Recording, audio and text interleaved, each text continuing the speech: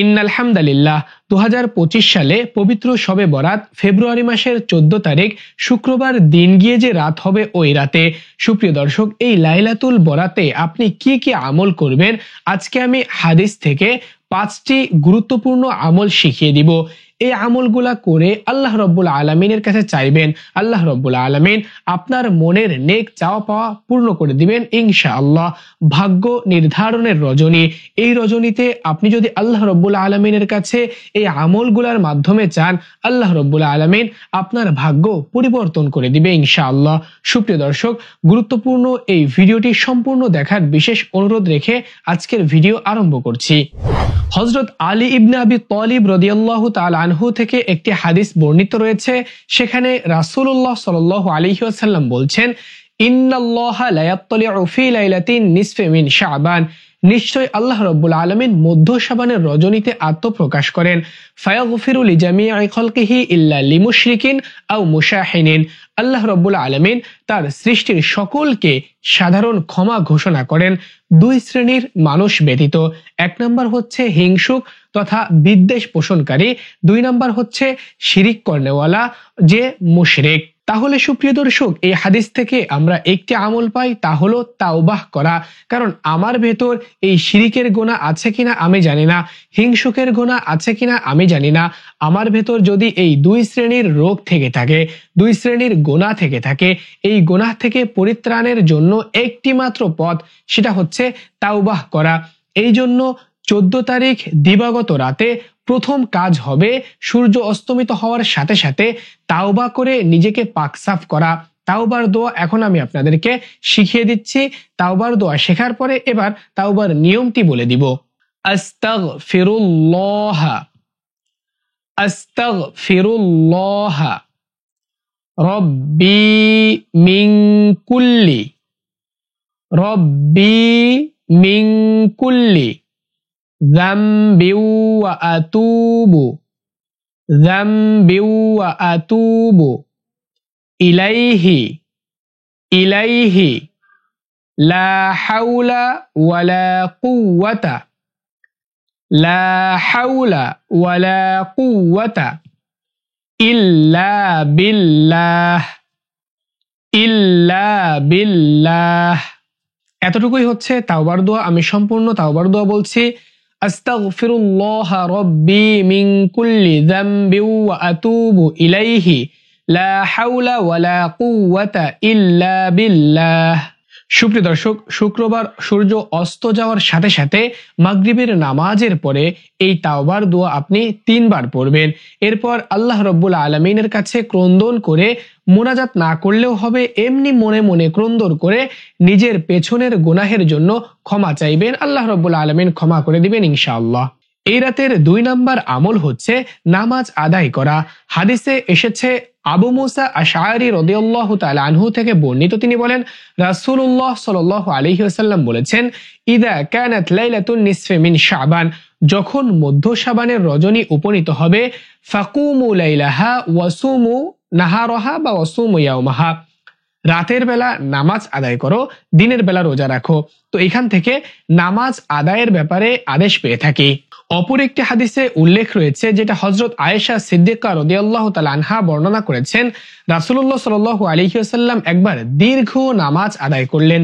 তিনি মনে মনে ভাবলেন, নবীজি হয়তোবা আল্লাহ রাব্বুল আলামিনের দিদার লাভ করেছে বা ইন্তেকাল করেছে। এটা ভেবে তিনি আঙ্গুলে চিমটি কাটলেন।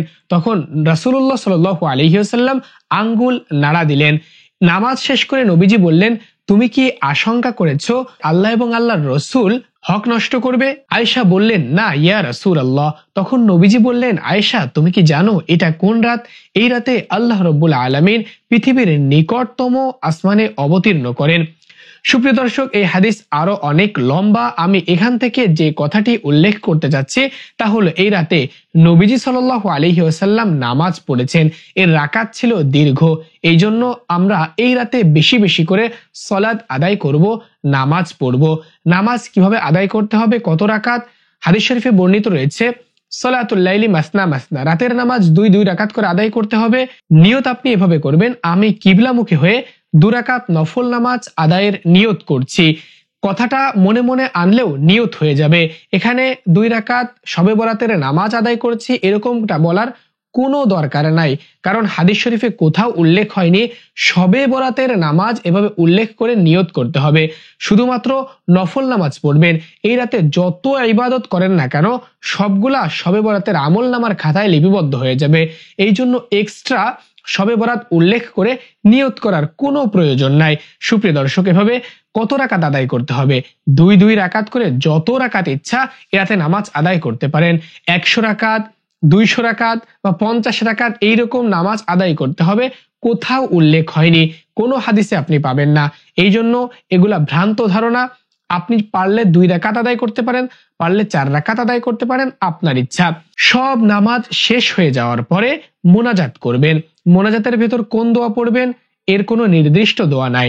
আপনি চাইলে আলহামদুলিল্লাহি রাব্বিল আলামিন বলে আল্লাহর প্রশংসা বলে হাত তুলবেন। এরপর বাংলাতে আল্লাহ রাব্বুল আলামিনের কাছে আপনার যত রকম চাওয়া পাওয়া রয়েছে এগুলা বলবেন, বলে আলহামদুলিল্লাহি রাব্বিল আলামিন বলে মোনাজাত শেষ করে মুখমণ্ডলে হাত তুলে দিবেন। সুপ্রিয় দর্শক, এভাবেই কিন্তু আপনি শবে বরাতের রাতে নামাজ আদায় করতে পারবেন। এখন একটি প্রশ্ন আপনারা করবেন, কোন সূরা দিয়ে পড়তে হবে? এই রাতে নির্দিষ্ট এই সূরা দিয়ে পড়তে হবে এমনটিও হাদিসে উল্লেখ হয়নি। হাদিসে শুধু বলা হয়েছে নামাজ পড়তে হবে, কোনো নির্দিষ্ট সূরা নাই। আপনি সূরা ফাতিহার সঙ্গে যে কোনো স্থান থেকে সূরা মিলিয়ে এই নামাজ পড়তে পারবেন। আপনার যে সূরা মুখস্থ রয়েছে ওই সূরা দিয়ে এই রাতে নামাজ আদায় করতে পারবেন। এ রাতের 3 নাম্বার আমল হচ্ছে, যদি সুযোগ হয়, বিদআতের আশঙ্কা না থাকে, তাহলে কবর জিয়ারত করা। তিরমিজি শরীফে হাদিস রয়েছে, আয়েশা রাদিয়াল্লাহু তাআলা আনহা থেকে বর্ণিত, তিনি বলেন, এক রাতে আমি রাসূলুল্লাহ সাল্লাল্লাহু আলাইহি ওয়াসাল্লামকে হারিয়ে ফেললাম, বিছানায় পেলাম না। তখন আমি তাকে খুঁজতে বের হলাম, গিয়ে দেখি জান্নাতুল বাকির কবরস্থানে নবীজি দণ্ডায়মান রয়েছেন। আমাকে দেখে নবীজি বললেন, হে আয়েশা, তুমি কি জানো এটা কোন রাত? তখন আয়েশা রাদিয়াল্লাহু তাআলা আনহা বললেন, না, আমি জানি না। নবীজি বললেন, এটা হচ্ছে সেই রাত যে রাতে আল্লাহ রাব্বুল আলামিন বনি কালব গোত্রের বকরিপালের গায়ে যে পশম রয়েছে এত অধিক সংখ্যক মানুষকে আল্লাহ রাব্বুল আলামিন ক্ষমা করে দেন। সুবহানাল্লাহ। তো এই রাতে নবীজি সাল্লাল্লাহু আলাইহি ওয়াসাল্লাম জান্নাতুল বাকির কবরস্থানে গিয়েছেন। তো সুপ্রিয় দর্শক, আপনাদের এলাকায় যদি বিদআতের প্রচলন বেশি থাকে তাহলে এগুলা করার দরকার নেই। আর যদি বিদআতের আশঙ্কা না থাকে তাহলে এই রাতে আপনি কবরস্থানে গিয়ে কবর জিয়ারত করতে পারেন। তাহলে 3 নাম্বার আমল হচ্ছে কবর জিয়ারত করা। এ রাতের 4র্থ নাম্বার আমল হচ্ছে মোনাজাতের ভেতর আল্লাহ রাব্বুল আলামিনের কাছে নিজের গুনাহের জন্য ক্ষমা চাওয়া, নিজের বালা মুসিবতের জন্য ক্ষমা চাওয়া এবং নিজের যত রকম সমস্যা রয়েছে এই সমস্যার জন্য আল্লাহ রাব্বুল আলামিনের কাছে চাওয়া। কারণ এ সম্পর্কে হাদিস শরীফে বর্ণিত হয়েছে, ইযা কানাত লাইলাতুন নিসফি মিন শাবান ফাকুমু লাইলাহা ওয়া সুমু ইয়াওমাহা ফাইন্নাল্লাহা ইয়ানজিলু ফিহা লিগুরুবিশ শামসি ইলা সামাঈদ দুনিয়া। আল্লাহ রাব্বুল আলামিন মধ্য শাবানের রজনীতে দুনিয়ার নিকটতম আসমানে উদিত হন এবং তিনি বলতে থাকেন, আলা মিন মুস্তাগফিরিন ফাআগফিরলা, কে আছো আমার কাছে ক্ষমা চাইবে আমি তাকে মাফ করে দিব। আলা মুস্তারজিকুন ফাআরযুকা, কে আছো এরকম আমার কাছে রিজিক প্রার্থনা করবে আমি তাকে তা দিয়ে দিব। আলা মুবতালান ফাউআফিয়া, কে আছো এরকম বিপদগ্রস্ত তাকে আমি বিপদ থেকে মুক্তি দান করব। কে আছো এরকম রোগ বালায়ে ভুগতেছো তাকে আমি শেফা দান করব। আলা কাযা হাত্তা ইয়াতলু আল ফাজর, কে আমার কাছে এটা চাইবে, কে আমার কাছে ওটা চাইবে। এভাবে তিনি ফজর পর্যন্ত তিনি বলতে থাকেন। সুবহানাল্লাহ। তো এই জন্য এই রাতে আল্লাহ রাব্বুল আলামিনের কাছে বিশেষভাবে দোয়া করা, বিশেষভাবে ক্রন্দন করে চাওয়া, তাহলে আল্লাহ রাব্বুল আলামিন আমার আপনার চাওয়া পূরণ করে দিবেন ইনশাআল্লাহ তাআলা। আর এই চাওয়া পাওয়া গুলা কবুল করাতে হলে অবশ্যই আল্লাহ রাব্বুল আলামিনকে সন্তুষ্ট করতে হবে। আমরা সারা জীবন গুনাহের ভেতর লিপ্ত ছিলাম, এই রাতে পাক সাফ হয়ে আল্লাহ রাব্বুল আলামিনকে রাজি খুশি করাইতে হইলে আল্লাহ রাব্বুল আলামিনের কাছে ক্রন্দন করতে হবে, কোরআন তেলাওয়াত করতে হবে, যিকরুল্লাহ করতে হবে। এরপর আল্লাহ রাব্বুল আলামিনের কাছে চাইবেন, ইনশাআল্লাহ আল্লাহ কবুল করে নেবেন। এ রাতের 5 নাম্বার অর্থাৎ সর্বশেষ আমল হচ্ছে শেষ রাত্রে উঠে তাহাজ্জুদ পড়া এবং সাহরি গ্রহণ করে একটি রোজা রাখা। কারণ হাদিস শরীফে বর্ণিত রয়েছে, কুমু লাইলাহা ওয়া সুমু নাহারাহা, রাতের বেলা নামাজ এবং দিনের বেলা রোজা রাখো। সুপ্রিয় দর্শক, রাতের বেলা তো আমরা নামাজ পড়বো এবং শেষ রাত্রে আমরা তাহাজ্জুদ নামাজ পড়বো। সারা বছর আমরা তাহাজ্জুদ নামাজ পড়তে পারি না, এই রাতে যেহেতু একটু টাইম পাবো এই জন্য চেষ্টা করব তাহাজ্জুদ নামাজ আদায় করা, তাহলে ডাবল সওয়াবের অধিকারী কিন্তু আমরা হতে পারবো। সাহারি করার পর নিয়ত করব আমি একটি নফল রোজা রাখার নিয়ত করলাম, এভাবে মনে মনে ইচ্ছা করলেও নিয়ত হয়ে যাবে। এরপর আগামী দিন রোজা রাখলে ইনশাআল্লাহ আল্লাহ রাব্বুল আলামিন আপনার রোজা কবুল করবেন। আল্লাহ রাব্বুল আলামিন এর বদলে আপনাকে অনেক বেশি সওয়াব দান করবেন। সারাদিন সমস্ত পানাহার থেকে বিরত থেকে যখন মাগরিবের ওয়াক্ত হয়ে যাবে এরপর আপনি ইফতার গ্রহণ করবেন। ইফতারের সময় দোয়া পড়বেন বিসমিল্লাহ, এতটুকু দোয়া পড়ে যে কোনো হালাল খাবার দ্বারা আপনি ইফতার গ্রহণ করবেন। সুপ্রিয় দর্শক, আমি একটা একটা করে হাদিস থেকে 5টি আমল এই শবে বরাত সম্পর্কে শিখিয়ে দিয়েছি। আপনারা সকলেই ভিডিও বেশি বেশি শেয়ার করে সকলকে জানিয়ে দিবেন, সকলেই যেন আমল করে আল্লাহ রাব্বুল আলামিনের নৈকট্য অর্জন করে জান্নাতের পথ সহজ করতে পারেন। আলহামদুলিল্লাহ। সুপ্রিয় দর্শক, কথা বলতে বলতে ভিডিওর একেবারে শেষ পর্যায়ে চলে এসেছি। কেমন লেগেছে আজকের ভিডিও নিচে কমেন্ট বক্সে কমেন্ট করে জানাবেন। সম্পূর্ণ ভিডিও জুড়ে আপনাদের সঙ্গে ছিলাম আমি হাফেজ মাওলানা সাব্বির হোসাইন। আপনি দেখছিলেন বাহক টিভি ফেসবুক পেজ এবং বাহক টিভি ইউটিউব চ্যানেল। ওয়াসসালামু আলাইকুম ওয়া রাহমাতুল্লাহ।